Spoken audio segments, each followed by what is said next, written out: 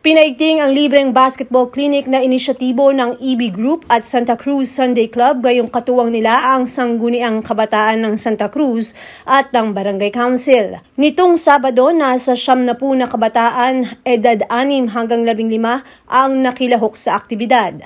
Sa maikling programa na dinaluhan ng ilan sa mga opisyal ng barangay ay ipinamahagi ang mga sertipiko ng paglahok at matapos ay sinimulan na ang paglalaro sa ilalim ng pangangasiwa ng mga coach at volunteer. Sinabi ng SK Chairman na si Micaela Soriano na nais nilang maging handa ang mga bata para sa mga liga kung kaya't mahalagang maituro sa kanila ang ilang mahalagang basketball techniques.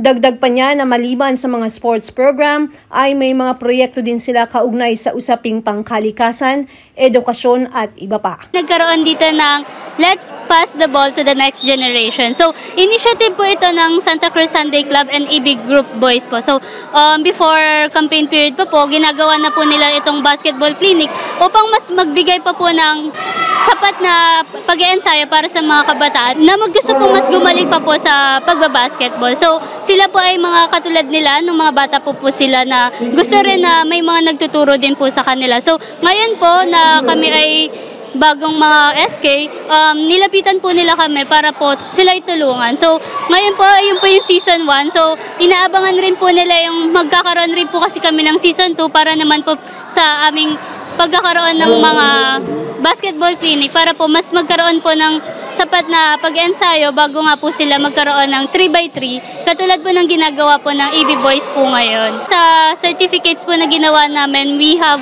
90 na mga bata po, and then we have around 15 po na mga coaches, and then we have sponsors din po na around 15 din po na talagang naging katuwang din po para maging successful po yung event na ito. Age bracket po na nasaka po nila ay from 6 or 7 years old to 15 years old po. Ngayon po, aasahan po natin na mas magkaroon po ng comprehensive po na basketball clinic po. So, para po hindi po parang biglaan po yung pagkakaroon po natin ng basketball liga. So, before that po, magkakaroon po kasi kami talaga ng activity card. So, magiging mahigpit po kami sa liga para naman po mas makita po namin yung participation po ng kabataan na ay sa liga lang po sila sasali. Ngayon po, magkakaroon po kami ng activity card kung saan po dapat magkaroon po sila ng participation sa iba pa po namin programa. At least nakita po namin sila before dun po namin ibibigay kung ano po talaga yung gusto nila.